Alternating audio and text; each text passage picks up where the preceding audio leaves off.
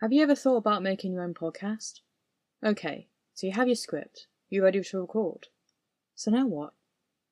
Anchor, a podcasting platform, can come to your rescue. I use it for my podcasts because of the ease of having Anchor distribute my episodes on other podcasting platforms, such as Spotify and Apple Podcast. It's a free platform with its own creation tools that make it easy for you to record and edit your podcast right from your phone or computer. And the best part?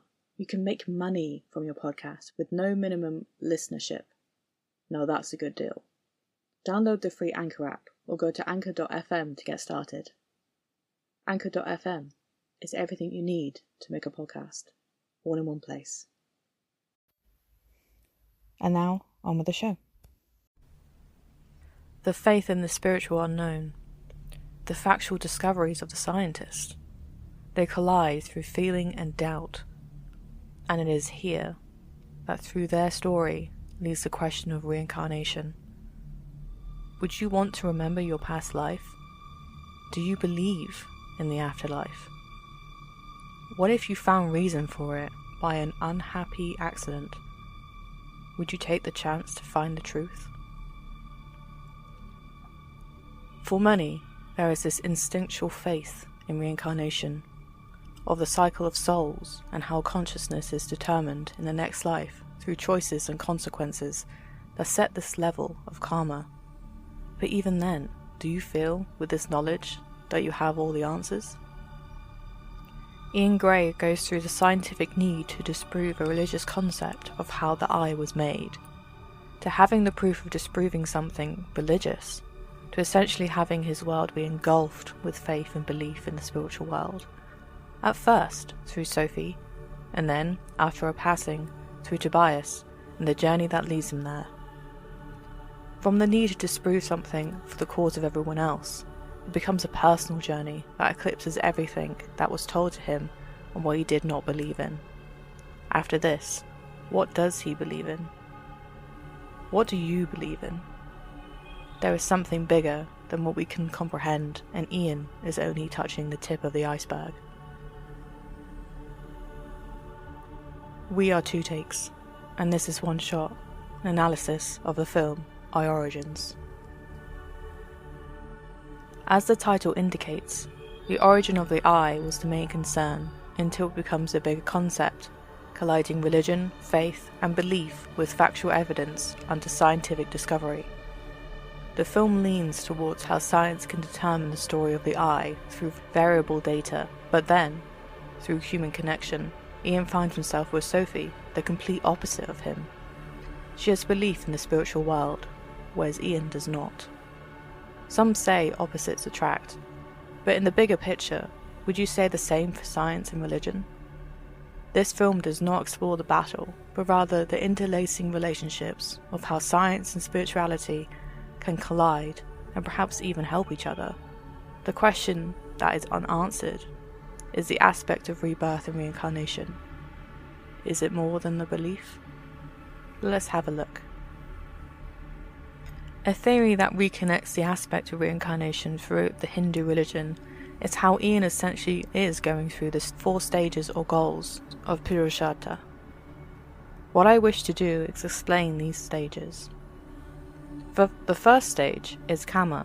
This is the goal of any Hindu, to have a deep appreciation of the arts, to enjoy music, dance, poetry, and of course, sex. It is within the pursuit and the enjoyment of these pleasures that indicate it should never be one-sided and should always be virtuous. It is within the act of always giving and receiving that makes it equal, and thus makes karma obtainable. The second is Artha, the Sanskrit word of abundance or success, and is mostly associated with the householder stage of a Hindu man's life. It is the time for the focus to be drawn on the family, and the dealings with material monetary abundance. Again, if the success is obtained in an ethical and virtuous manner, then it is celebrated by its achievements. The third is Dharma, the Sanskrit word most commonly translated as meaning virtue or truth. It is the power that upholds the world, and it keeps the universe balanced on a cosmic level. Everything is considered to have a Dharma, even inanimate objects. Dharma, for a person, and more specifically a Hindu, is not exactly about their state of existence, but rather the series of conscious choices within their lives that deems whether or not they have chosen to live an ethically and ritually correct life. What that exactly means to each person is different, depending on their choices and stage in life. And the last, Moksha, is arguably the pinnacle of Hindu life. Moksha means release, and it is seen as the ultimate goal for most Hindus. When a person achieves moksha, they have gained enlightenment and will not be reincarnated, but instead join the divine. What this means is coming to truly understand that your Atman, inner self, spirit or soul, is really just a part of Brahman, the impersonal, all-encompassing creative force in the universe. The final stage is the realization that you are one with the universe. Now, you have heard all 4 stages. Let's go through them one by one, using Ian's life as the primary example. Kama, the involvement and seeking of pleasures in a virtuous way. We could connect this to Ian's involvement with Sophie, of their meeting, how his fated search led him to her, how their romance blossomed right up to the wanting of marriage. The second was Artha, the seeking of abundance and success, again in an ethical and virtuous way. Ian, in this stage, has brought himself to fame through disproving the religious aspects of how intelligent design was what structured the eye. When he and Karen, his lab partner, find the source and go through all the stages of evolution of the eye, he has made it to debunk this theory and prove evolution through science has made the eye all along. Thus, he has made a name for himself and he has success. Dharma, the third stage, is the goal of truth and choosing the right choices that find the correct life. This stage goes further, through Ian's pain of losing Sophie, through finding love again through Karen 7 years later. But there is more. Dharma is more than conscious choices. It is the power that upholds the world and keeps the universe balanced on a cosmic level, and thus, with this new and higher level of what Dharma means, this could also, and more importantly, establish Ian's and Karen's discovery of their baby having the same iris recognition of a dead man named Paul Edgar Derry, through the stumbling of another doctor named Dr. Simmons, who incidentally has full access to the iris recognition software throughout the world. It is not the act of finding out this information, but it is the act of how this information eventually led them to India and to Salamina. Universe, it seems, is not done with Ian. Which leads me to my next stage of moksha, the stage of enlightenment. This could come at the very end of the film, when Ian discovers Salamina's fear of elevators and the flash of recognition within their embrace, before they leave the hotel towards the light of the outside world. Ian now has the proof of a larger force that he has found through his scientific discoveries. The release is the connected spiritual embodiment of Sophie through Salamina, and how Ian could hug her one last time. There is a subtle connection from one life to the next, and perhaps the meaning of Ian's life has been fulfilled, and he will not be reincarnated. Who knows? Does this mean that Ian's life suffering through Sophie can be seen as a lesson? Is this karma in a sense? Let's look closer at that word and what it entails, because it has more meaning behind it than you think.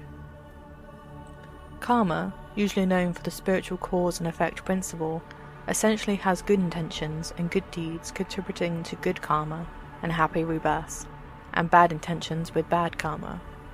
The philosophy of karma is very much closely related to the idea of rebirth in many schools of Indian religions, and in those schools, karma in the present affects one's future in the current life, as well as the nature and quality of future lives, one's samsara. Samsara, a Sanskrit word that means wandering or world.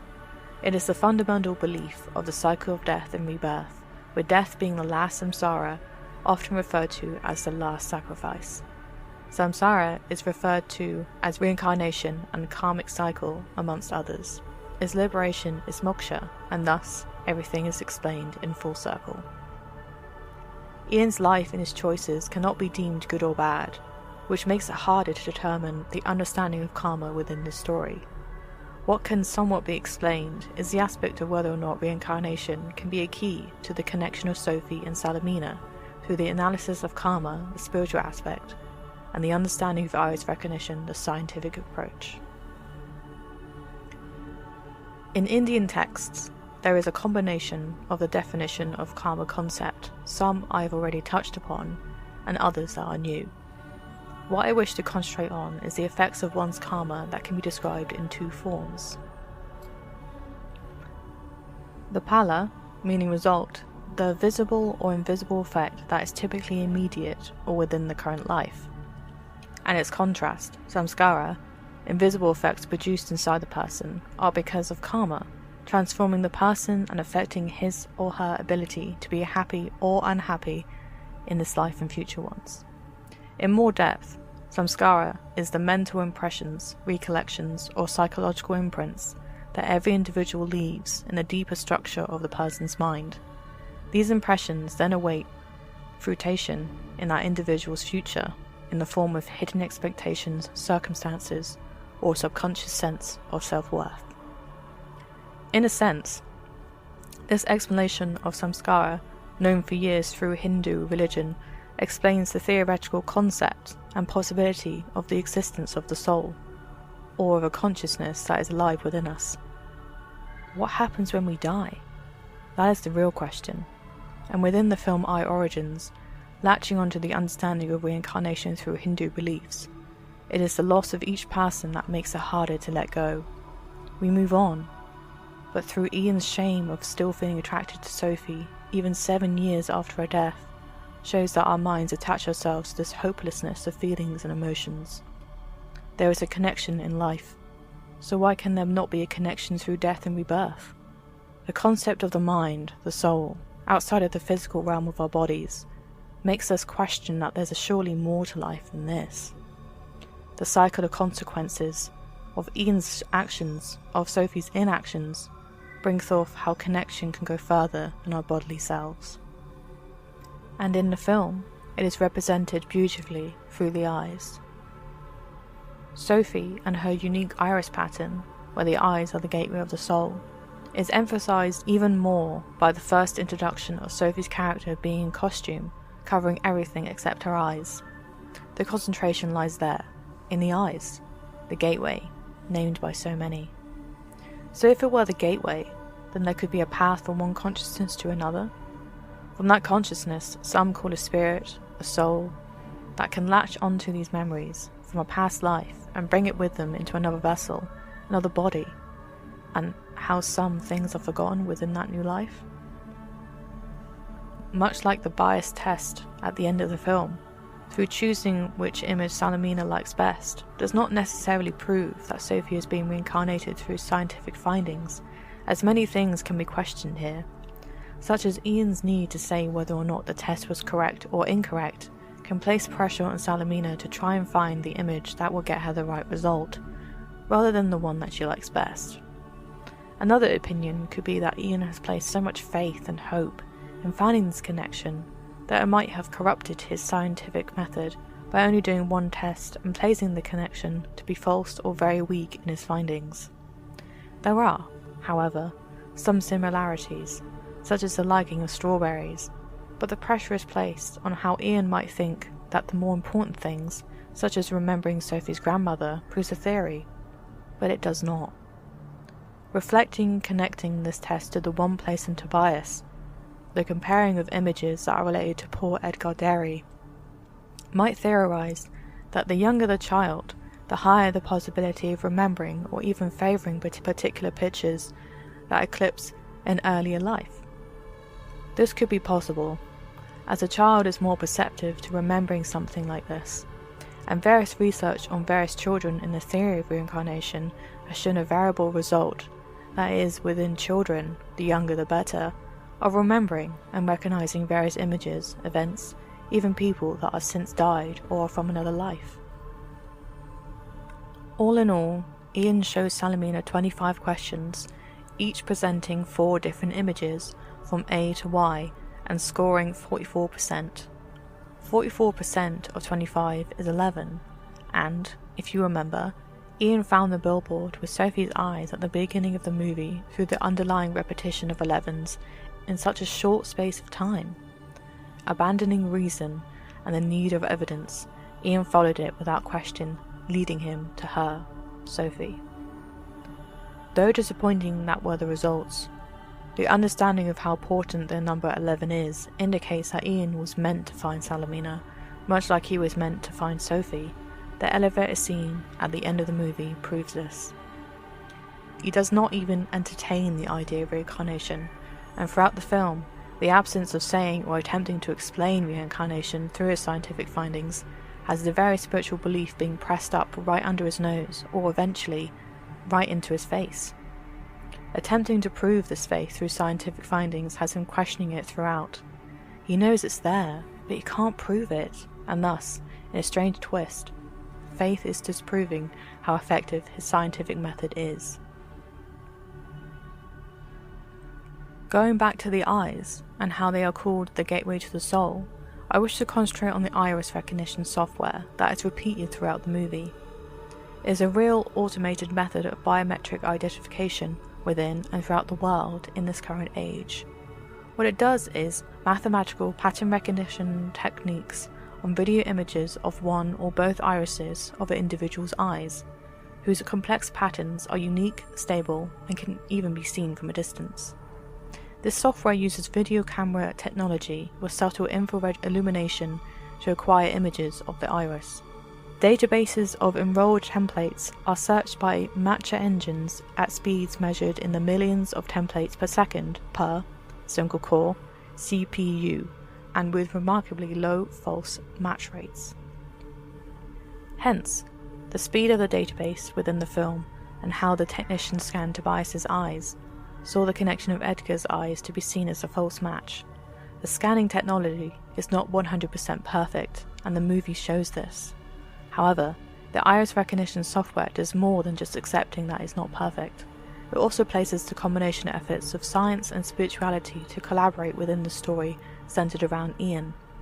It could even be theorized that after Ian's debunking of the eye to be created by something other, the proof of this lies in his other purpose, which was to its proving that something else exists within the spiritual plane through the aspect of what happens next in Ian's journey, through the possibility and the belief of many that reincarnation, to a certain degree, actually exists, and this is accidentally shown, though not proven, through scientific discoveries and events. It is not a battle, but rather a duet of science, religion, through the connection of the eye, of the soul, and what happens after it leaves our bodies. The story of eye origins filters these questions through one man's journey, through his facts, his instincts, and then through his connection of emotion. It is showing the man behind the mask of science, and how, through a personal adventure, some things cannot be explained so easily, leaving room for more questions, and only through a personal experience can determine his own choice of believing what is shown to him, or to ignore the signs. We can interpret much from this film, leaving room for the choice to believe and to have faith in our convictions. If you enjoyed what was said, please follow me on Anchor and Spotify. Be kept in the loop for new episodes by following my Instagram. And if you have any questions, email me at 2takespodcast1@gmail.com. And as always, thanks for listening.